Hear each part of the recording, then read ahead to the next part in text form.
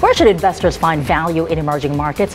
Let's talk to Mary Nicola, investment strategist, senior economist Asia of Aviva Investors, and Jason Ambrose is still with us. So, Mary, Malaysia unexpectedly cut rates last week. Turkey followed suit. Of course, there was that coup attempt this week. So we're already in a low interest rate environment. Does this matter when policy just gets easier and easier? We still find value in emerging markets. I think especially now with the Fed off the table, I think there's more and more value that is going to be found in emerging markets.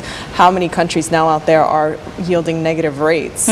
So it just makes emerging markets even more attractive. So is it just how desperate investors are getting? They're looking left and right because the hunt for yield is getting so difficult. What does positioning tell you, at least from the emerging market perspective? EM was so heavily underowned given what happened with the dollar.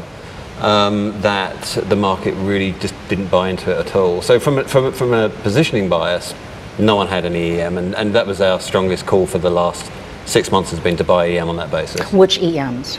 Look, I think you have to be really careful with EM. Some are really defensive and some are really cyclical. So you also have to bear in mind what the global play is. So if you have a view on US interest rates and that US interest rates are going to stay pretty low and everything's going to look pretty defensive, then again I would err on caution within EM and just look for defensive EM kind of plays. So from my perspective as a more global index guy as opposed to a single stock kind of person, you know, I'd be looking at any of the defensive indices like the Malaysias, like the Thailands, like the Indonesias, these kind of markets. If you take a look at more of the trade-dependent economies in Asia, they have been going through a 2-year recession. You've got households, corporate debt to GDP also at record highs. What does this mean to you in terms of investment perspective if fiscal and monetary policy gets easier? Obviously, does that add more to a compelling case? I think so. In some respect, you know, for example, if you look at, let's say, Singapore is a AAA rated country and is still on positive yields. Yeah. You know, and it looks very attractive from that perspective. Things like Thailand as well. You know, it still does also look attractive, even though it's at 1% or almost nearly 2% interest rates, and some of the lower end of the curve is nearly at 1.5%. So it still looks attractive from that perspective. What if you throw China into the mix? There are concerns that China might be losing its grip or support for the industrial sector. That is starting to unsettle the commodities market. The weaker currency is something else to contend with. Is that going to throw a curveball to some of the EMs?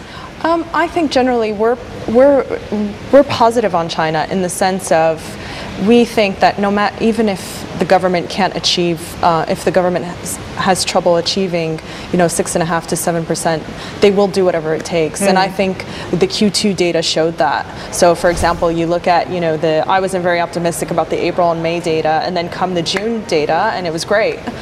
So it shows that if they're not going to meet market expectations, or they're not going to meet their growth target, they're going to give it that extra edge. The key thing, though, I think, is that they're not going to push the accelerator button too much to create even more excesses. And the fact that the industrial sector is going through some sort of correction in China is a good thing, I think. But what about the weaker currency? We've already seen havoc at the end of last year and also early this year. Are we going to see a repeat scenario?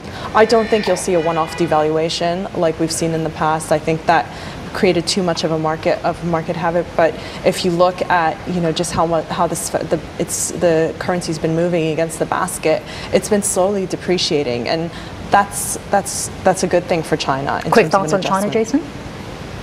Yeah, I think much the same. I think that the story around China and the real sort of towerishy story of last year was based upon outflows. So if you're Chinese and you want money out, the US 10 yield is giving you a much less appealing rate. Or you can go to the UK and you just took a 13–15% hit on your currency, or there's not that many better alternatives. Yeah. So look, as much as money will always want to see it's to come out of China for China's sort of idiosyncratic reasons, I think there's less pressure on that mass exodus, which is the tail event. Mary, Jason, really appreciate it. We'll see you again very soon.